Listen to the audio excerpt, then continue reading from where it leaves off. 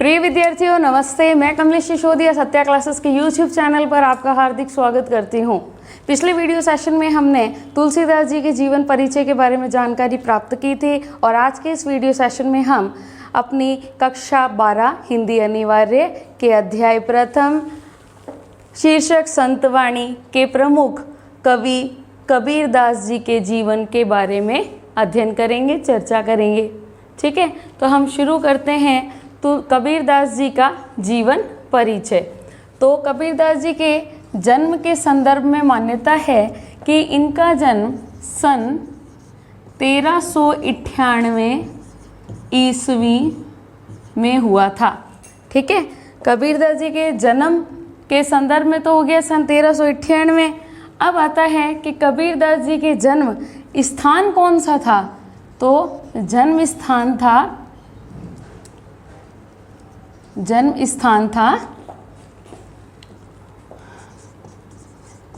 लहरतारा ताल, काशी,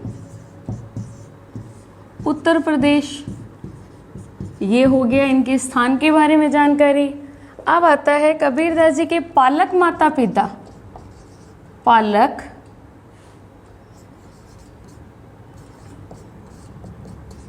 माता पिता कौन थे? नीरू और नीमा। ठीक है, देखिए पालक माता पिता मैंने यहाँ लिखा है नीरू और नीमा। देखिए कबीरदास जी का जो जन्म है, एक मान्यता है कि इनका जन्म ब्राह्मण स्त्री के कोख से हुआ था, ब्राह्मण विधवा स्त्री के कोख से हुआ था। उस ब्राह्मण विधवा स्त्री ने सोचा कि लोग मेरे बारे में क्या क्या धारणाएं सोच लगाएंगे, तो इस बात को लेकर उन्होंने एक अहम फैसला लिया कि उन्होंने उस बालक कबीरदास जी को एक छबड़ी सी है ना, एक डलिया सी ली, उसके अंदर उस बालक को डाल दिया और लहरतारा तालाब में प्रवाहित कर दिया। जब लहरतारा तालाब के किनारे वो जो एक छबड़ी सी थी वो पहुंची तो उस तालाब के उस छबड़ी के अंदर एक बालक मिला और उस बालक को निसंतान दंपति थे, ये दंपति यानी पति पत्नी नीरू और नीमा, इन्होंने ईश्वर का एक वरदान या प्रसाद समझकर उस बालक को स्वीकार कर लिया और उसका पालन पोषण किया। ठीक है, तो ये तो जानकारी हो गई कि इनके पालक माता पिता जो थे नीरू और नीमा के बारे में। अब हम जानकारी आगे कबीरदास जी की पत्नी का नाम जानते हैं, लोई। कबीरदास जी की संतान के बारे में जानकारी प्राप्त करते हैं। तो इनकी 2 संतानें थी। कमाल इनके पुत्र का नाम था और कमाली इनकी पुत्री का नाम था। ठीक है, अब कबीरदास जी के गुरु का नाम आता है। तो गुरु नाम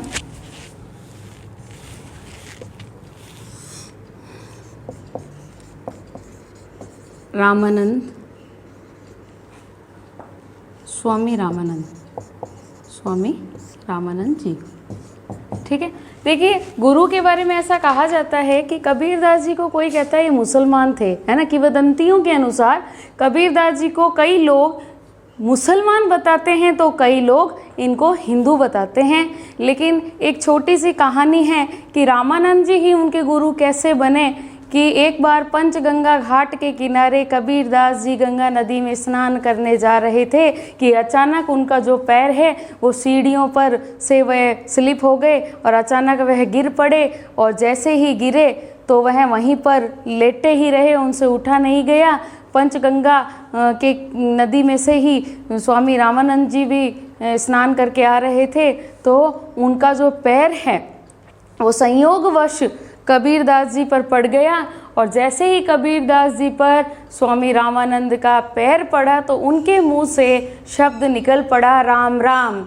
और जब से ये राम राम शब्द निकला तब से लेकर कबीरदास जी ने इस राम नाम शब्द को अपने जीवन का दीक्षा मंत्र मानकर राम को अपना गुरु मान लिया, अर्थात रामानंद जी को अपना गुरु मान लिया। तो इनके गुरु का नाम हो गया जी रामानंद, स्वामी रामानंद जी। अब इनके शिष्य के बारे में चर्चा करते हैं। तो इनके शिष्य का नाम था धर्मदास। ठीक है, अब इनकी प्रमुख रचना के बारे में अध्ययन करते हैं।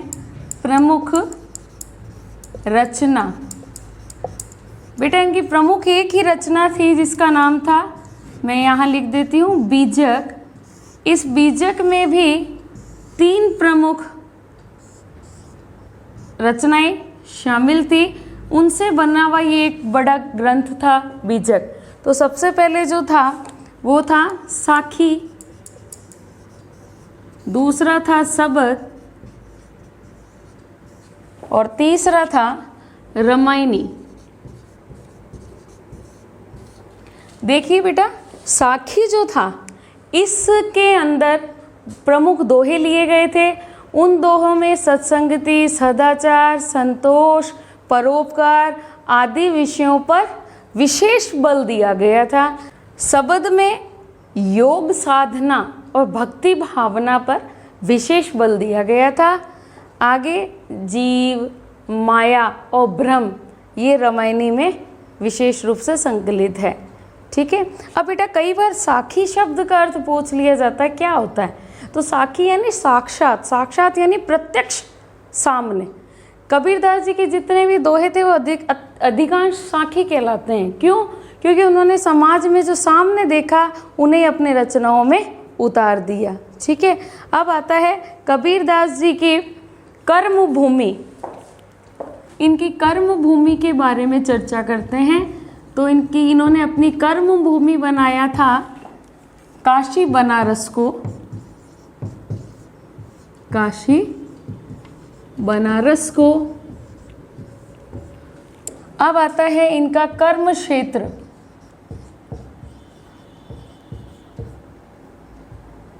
कर्म क्षेत्र समाज सुधारक कवि के रूप में जाने जाते हैं।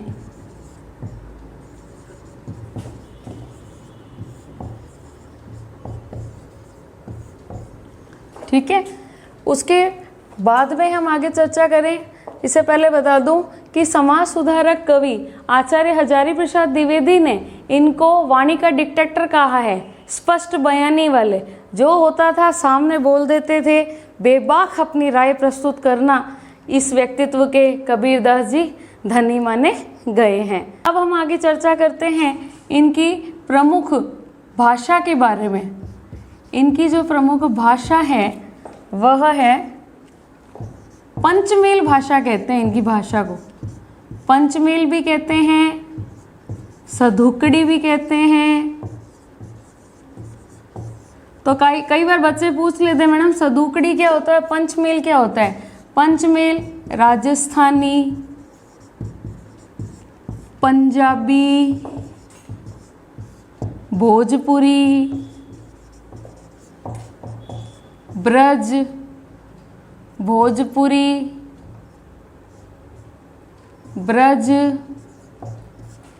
भाषा थी इनकी पंचमेल, जिसे सदुकड़ी कहा जाता है। क्यों? क्योंकि कबीरदास जी के बारे में ऐसा कहा जाता है, घुमक्कड़ स्वभाव के थे, एक स्थान पर टिक कर नहीं रहते थे, जहाँ जिस प्रांत में जाते थे वहाँ की भाषा को आत्मसात कर लेते थे और अपनी लेखनी में उतारते थे। तो पंचमेल यानी 5 मेल, 5 भाषाओं का मेल। कौन कौन सी होगी? राजस्थानी होगी, पंजाबी होगी, भोजपुरी होगी, ब्रज होगी और अवधी होगी। सदुकड़ी का अर्थ भी होता है मिली जुली भाषा, है ना। इसके बाद में हम कबीरदास जी की शिक्षा के बारे में अगर अध्ययन करें तो हम यहाँ पर उनके बारे में बताएंगे कि कबीरदास जी निरक्षर थे, यानी उन्हें अक्षर ज्ञान नहीं था, वे अशिक्षित थे। तो अशिक्षित थे तो कई बार बच्चे भी सवाल उठा लेते हैं, तो मैडम ये बड़ी रचना बीजक कहाँ से आ गई, ये साखी शब्द रामायणी कहाँ से आ गए। तो हम आपको एक जानकारी देते हैं कि कबीरदास जी जरूर निरक्षर थे, लेकिन वह अपने अनुभवों को आकर अपने शिष्य को बताते थे। और उनके जो शिष्य थे उनका नाम था धर्मदास, वह उनकी द्वारा दिए गए अनुभवों को सुनते थे और लिखित में एक रचना तैयार करते थे। तब ये बहुत बड़ी ग्रंथावली बीजक का निर्माण हुआ। कबीरदास जी के बारे में ऐसा भी कहा जाता है, मसी कागज छुयो नहीं कलम गई हाथ नाही, कि उन्होंने कभी भी स्याही को हाथ नहीं लगाया, कागज़ को हाथ नहीं लगाया, और कलम का तो सवाल ही पैदा नहीं होता। फिर भी आज भी देखिए इतनी बड़ी रचना बन गई जिसका नाम है बीजक। आगे हम चर्चा करते हैं कबीरदास जी की मृत्यु कब हुई थी। तो कबीरदास जी की मृत्यु हुई थी सन 1518, ठीक है, सन 1518 के लगभग इनकी मृत्यु हुई थी और सन 1398 ईस्वी के लगभग इनका जन्म हुआ था। अब इनके स्थान के संदर्भ में जानते हैं। स्थान कहाँ हुई थी इनकी मृत्यु, मगहर काशी में, ठीक है। तो ये थी कबीरदास जी के जीवन के विषय में प्रमुख जानकारियाँ, जो आपके न केवल क्लास 12th में अपितु कंपटीशन एग्ज़ाम्स भी अगर आप देंगे तो उसमें विशेष रूप से काम आएगी। अगर आपको मेरा ये वीडियो पसंद आया है तो इसे लाइक कीजिए, शेयर कीजिए, कमेंट कीजिए और ज़्यादा से ज़्यादा हमारे चैनल को सब्सक्राइब करके हमारा उत्साहवर्धन कीजिए। धन्यवाद।